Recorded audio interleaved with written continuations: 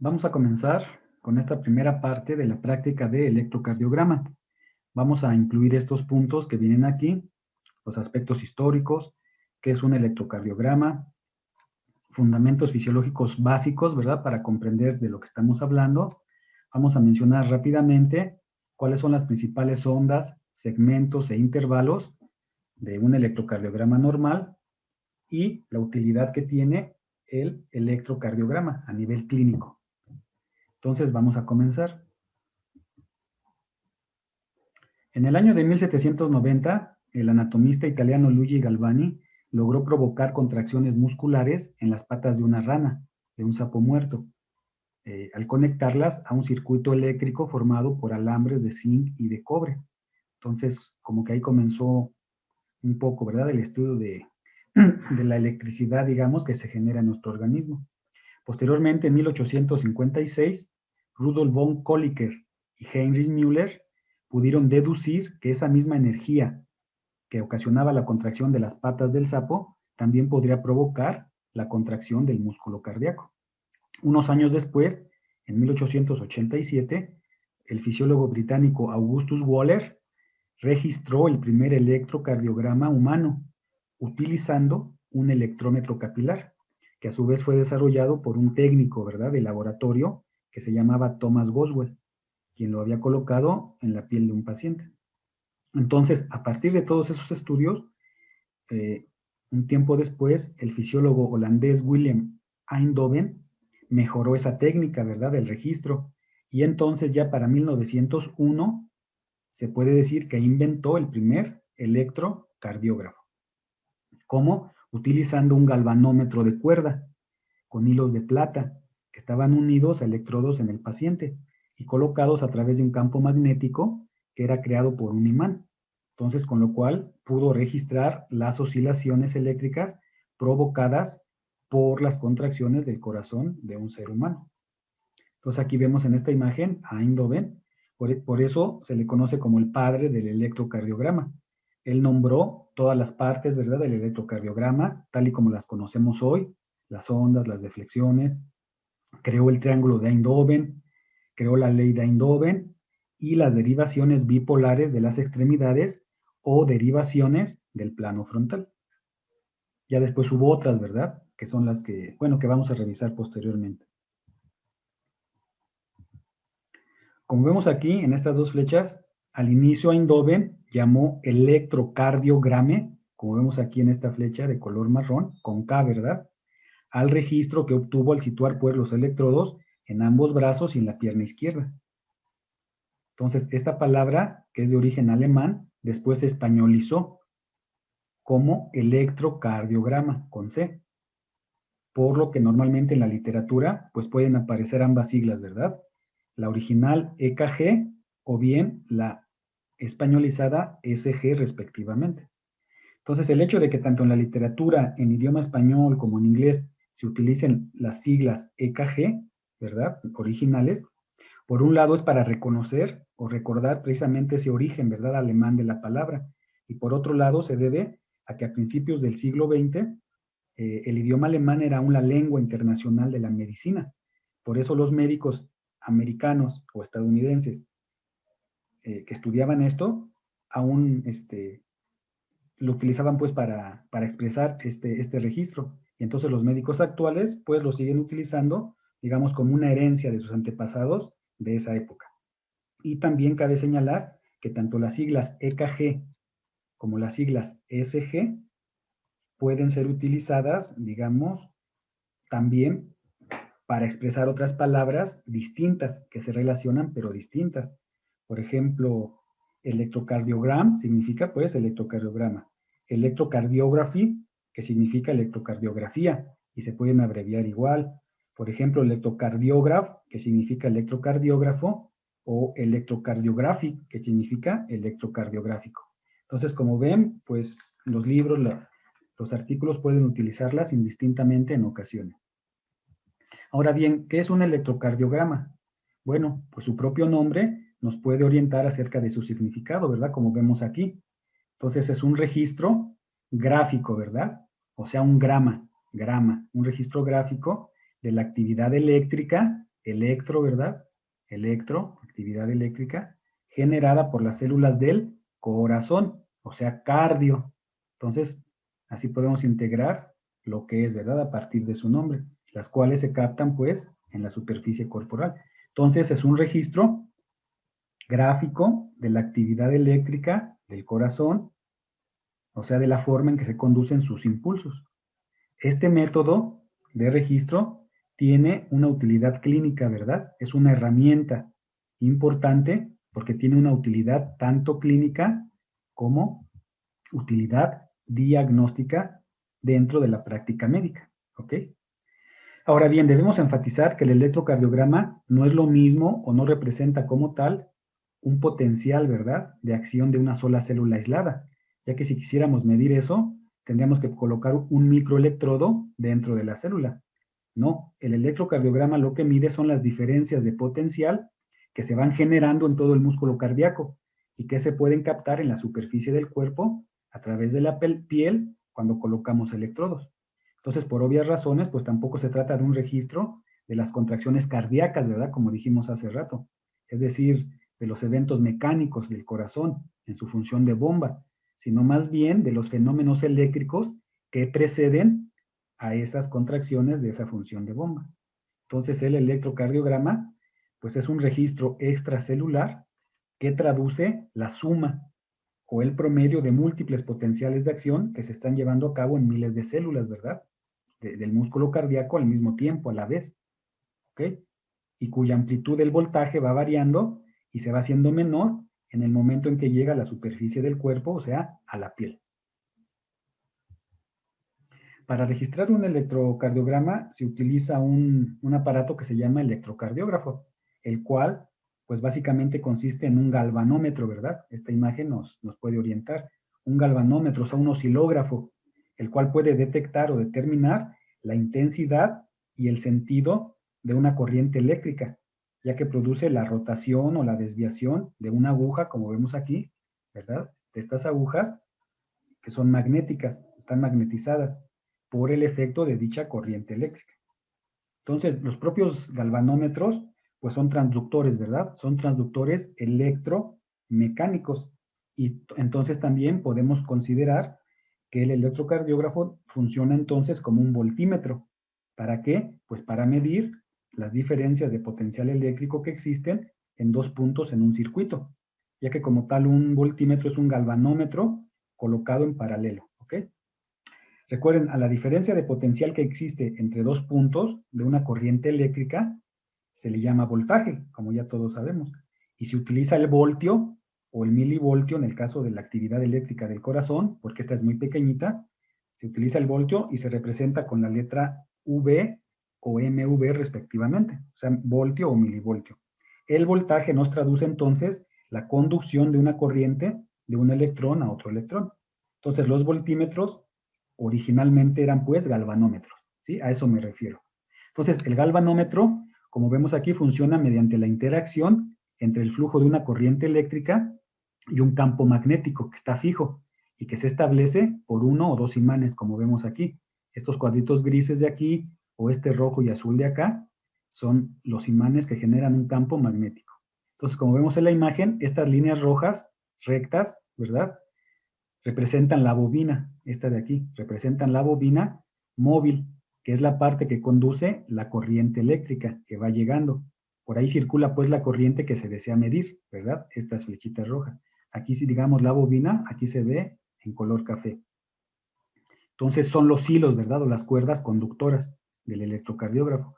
Esta bobina, como está ubicada dentro de un campo magnético generado por un imán fijo o por dos imanes, uno a cada lado, este campo magnético se forma por el efecto pues de los dos polos opuestos del imán, norte y sur, y ocasiona entonces que la bobina esté girando sobre un eje vertical, como vemos aquí, y eso a su vez va a desenroscar un resorte, este azul que vemos, un resorte en espiral. El movimiento de la bobina va a ser proporcional a la cantidad de corriente eléctrica que va a circular por ella. Cuando el resorte se mueve, se va moviendo, hace que la propia aguja que está ahí conectada, esta, ¿verdad? O esta, la aguja indicadora se vaya desviando y ese movimiento se corresponde con la corriente eléctrica que va pasando pues por la bobina. Entonces así funciona un galvanómetro.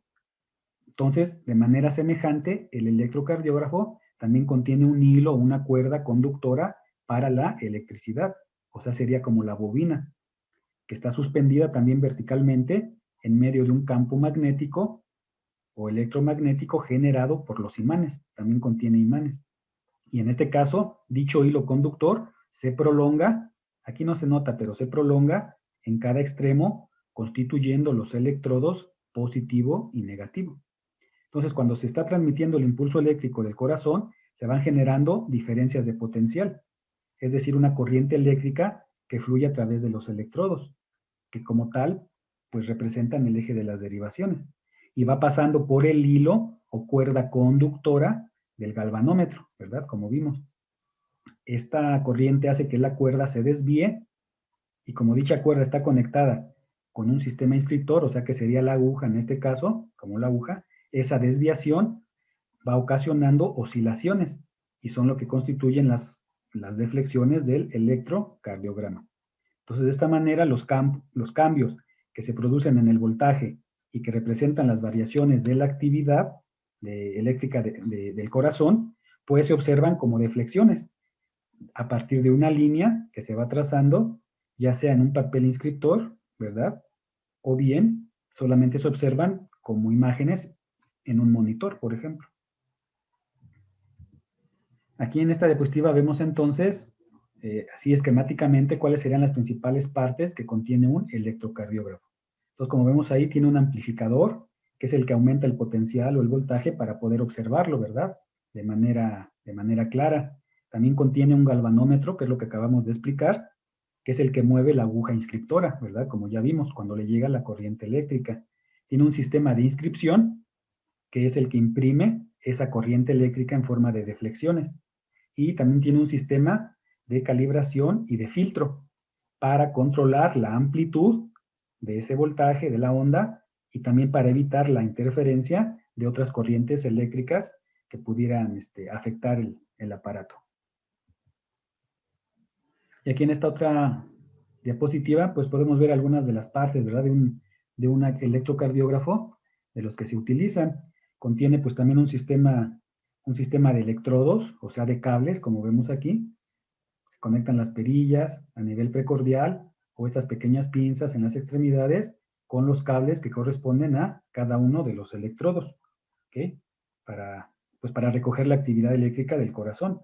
También tiene un sistema de registro, ya dijimos, que utiliza el papel milimétrico cuadriculado, ahorita lo vamos a ver en otra imagen, que al desplazarse, pues, a una cierta velocidad, permite calcular la duración, o sea, el tiempo de cada evento, así como la amplitud, o sea, el voltaje de cada onda, ¿sí? Tiene un interruptor general, tiene instrumentos que permiten calibrar la velocidad del papel, el voltaje, como vamos a ver enseguida.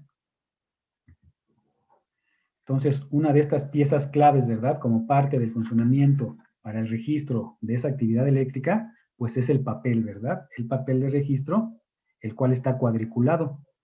Cada cuadrito pequeño equivale a 1 milímetro. El sentido horizontal, ¿verdad? Como vemos aquí, el sentido horizontal mide el tiempo. Entonces, un cuadrito pequeño, como vemos aquí, representa una duración de 0.04 segundos. 5 cuadritos pequeños, como vemos en esta imagen, pues forman un cuadro grande, que equivale a 0.20 segundos. Y si sumamos 1, 2, 3, 4, 5 cuadros grandes, pues obtenemos una duración de 1 segundo. ¿Ok? Y el sentido vertical, como vemos aquí, mide el voltaje, o sea, la amplitud de las deflexiones. 1 milímetro, o sea, un cuadrito pequeñito, equivale a 0.1 milivoltios. Por lo tanto, 10 cuadritos pequeños, o sea, 10 milímetros, es decir, 1 centímetro, pues equivalen a 1 milivoltio, como vemos aquí. Y ya a partir de esta cuadrícula, podemos medir el tiempo de duración de cada onda en el sentido horizontal o el voltaje y la amplitud de cada onda en el sentido vertical. Aquí vemos en esta imagen otra explicación, ¿verdad? De lo que les acabo de mencionar.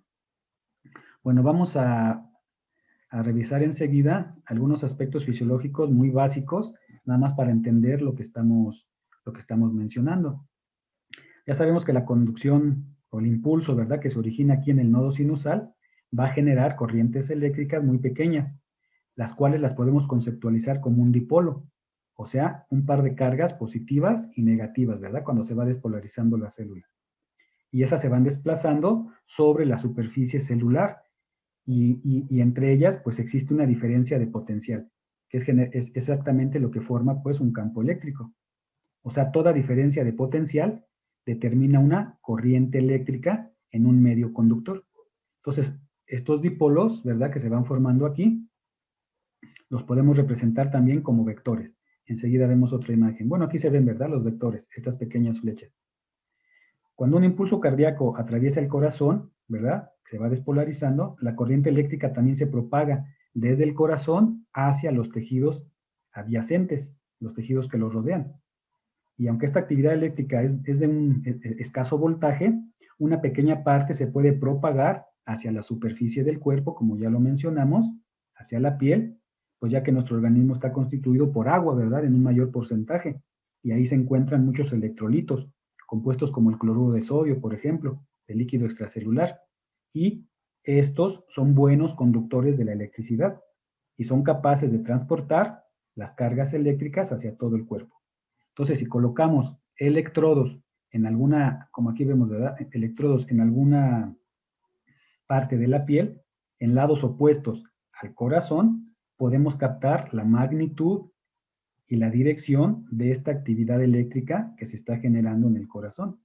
Entonces ya dijimos, ese registro sería el promedio de las despolarizaciones y repolarizaciones acumuladas en las células cardíacas, como un todo, como un conjunto, ¿sí?, en un momento dado, siendo esta resultante, pues, este promedio, una aproximación muy precisa y muy reproducible de la actividad eléctrica cardíaca neta, o sea, total, ¿verdad?, global.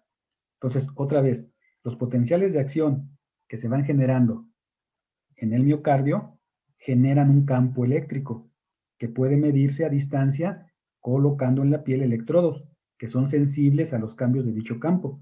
Y como ya se mencionó, a este registro visible de la actividad eléctrica del corazón a distancia, ¿cómo se le llama?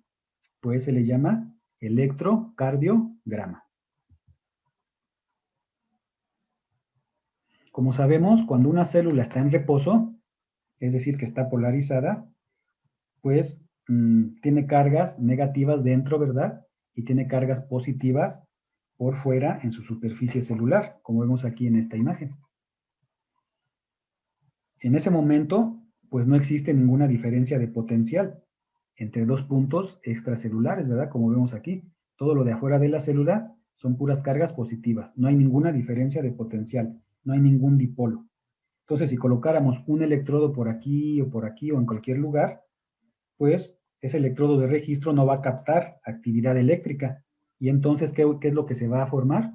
Simplemente una línea isoeléctrica, ¿verdad? Una línea recta.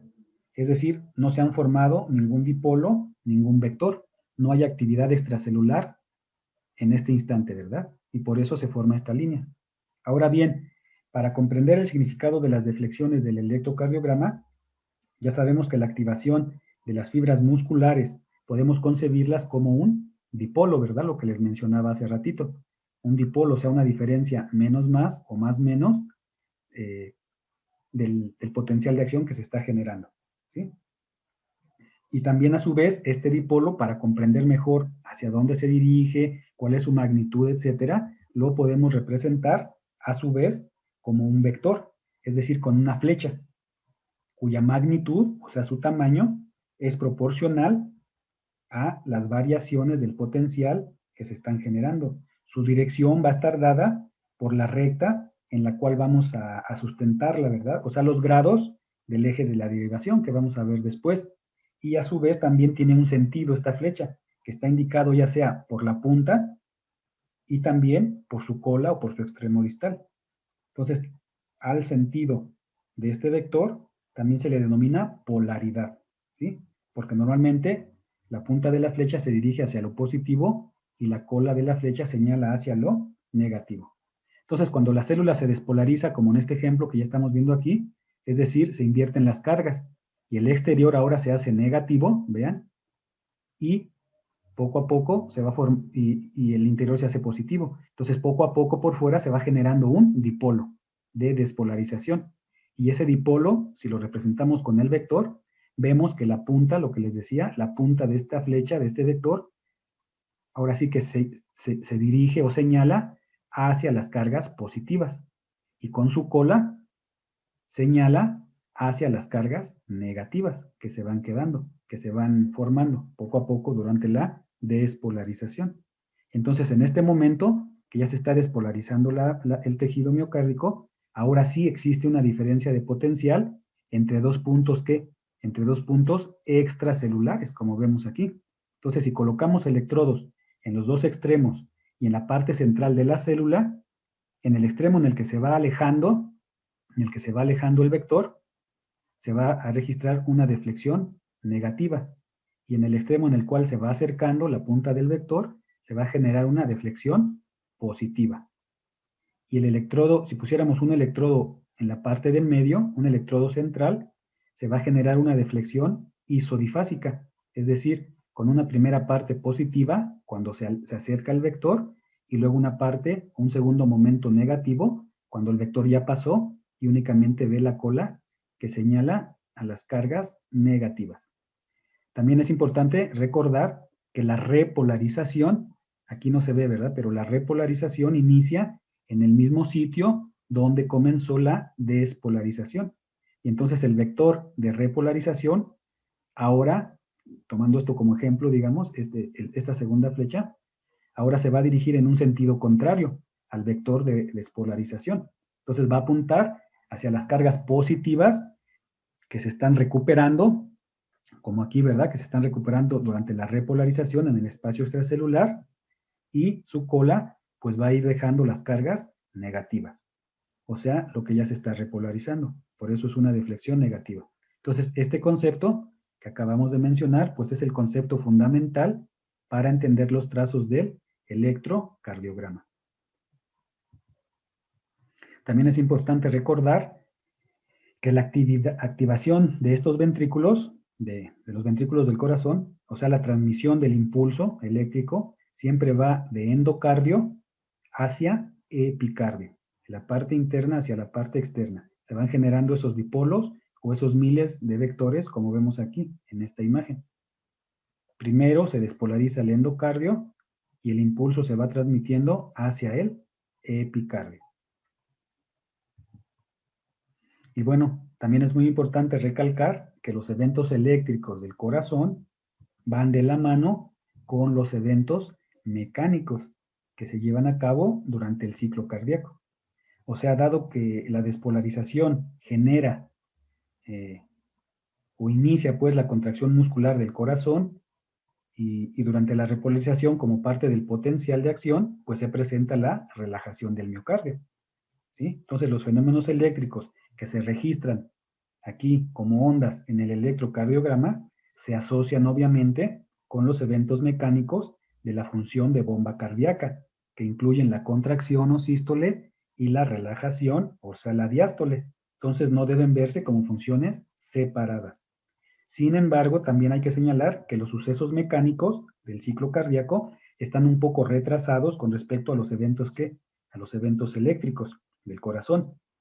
O sea, es lo mismo, ¿verdad? Con la contracción de una sola célula, por ejemplo, una sola fibra miocárdica, esta contracción va precedida primero de su potencial de acción transmembrana.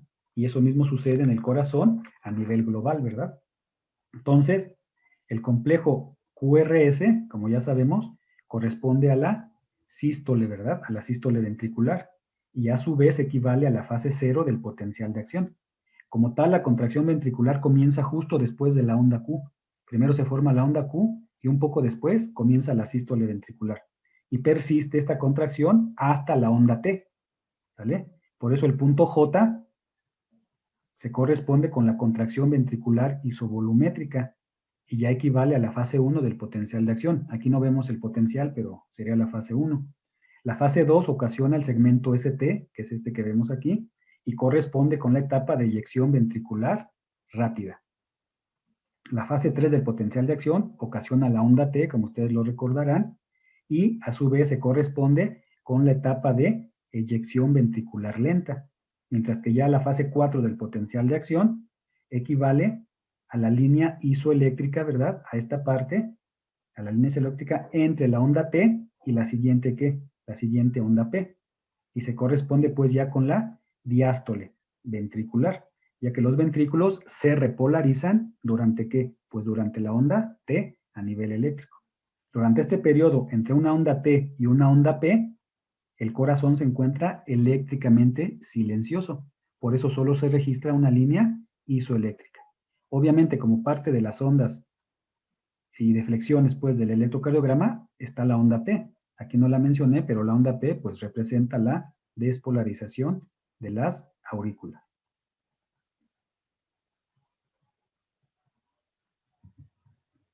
Y precisamente enseguida pues, vamos a mencionar de manera pues, muy general cuáles son esas principales ondas y segmentos que incluye pues, un electrocardiograma normal. Cuando el electrocardiograma inicia su registro, pues lo que empieza primero a registrarse es la despolarización de las aurículas. Entonces, la primera onda que se observa es una onda pequeñita, más o menos redondeada, y se le llama onda P, es esta que vemos aquí. Entonces, representa la despolarización de las aurículas. La contracción auricular inicia casi al mismo tiempo que la onda P, ¿verdad? Como dijimos hace rato, y continúa durante el segmento PR, que sería hasta aquí, ¿verdad? Este segmento PR. Entonces, la onda P es esa deflexión causada por la transmisión del impulso eléctrico desde el nodo sinusal a través del músculo de ambas aurículas. Por eso la onda P tiene una primera parte, ¿verdad? Que corresponde a la despolarización de la aurícula derecha y una segunda parte que corresponde a la despolarización de la aurícula izquierda. Tiene una duración más o menos de 0.08 segundos. Su voltaje es pequeño, debe ser menor de 2.5 milímetros, o sea, 0.25 milivolts, pero algo muy importante, siempre debe ser negativa en la derivación ABR y debe ser positiva en la derivación D1, sobre todo D2 y en las precordiales de B4 a B6. Eso es importante para descartar alguna alteración. En el resto de las derivaciones puede ser variable su polaridad. Bueno, el siguiente grupo de ondas que sigue es lo que llamamos complejo QRS. Aquí vemos, ¿verdad? La onda Q es la primera onda negativa que aparece, después la onda R es la primera onda positiva que aparece, y después la onda S, es esta que vemos aquí, es la segunda onda negativa que aparece, o la onda negativa que está después de la onda R. Por eso el segmento se llama QRS. Y este complejo QRS representa la despolarización de los ventrículos. Entonces es un conjunto de ondas que siguen a la onda P. Su duración es de 0.06 a 0.10 segundos. Y cada onda también nos representa diferentes tipos de actividad del corazón. Por ejemplo, la onda Q representa la despolarización del tabique interventricular, formado por el vector septal, ¿verdad? En cambio, la onda R y la onda S, pues representan la despolarización de la pared libre del ventrículo izquierdo y del ápex cardíaco, ¿sí? de la punta del corazón, incluso también de la pared libre del ventrículo derecho, pero el vector del ventrículo derecho normalmente está opacado por la gran actividad eléctrica del ventrículo izquierdo. Entonces también, pues el voltaje, la forma, la anchura del complejo QRS es de utilidad para detectar problemas, por ejemplo, de bloqueos, ¿verdad? De bloqueos de rama, de bloqueos de fascículo. También, por ejemplo, están alterados en pacientes con EPOC, con derrame pericárdico, con alguna enfermedad coronaria, ¿sí? Sobre todo la onda Q, ¿verdad? Que se queda formada después de un infarto del miocardio, etc. Entonces, dependiendo del voltaje y de la forma, puede ser de utilidad para ciertas enfermedades. La siguiente onda que observamos es la onda T, esta que vemos aquí, y representa, como ya dijimos, la repolarización ventricular. Entonces, es una onda redondeada que sigue al complejo QRS, que normalmente es un poco más grande que la onda P. Esta onda T también siempre debe ser negativa en ADR.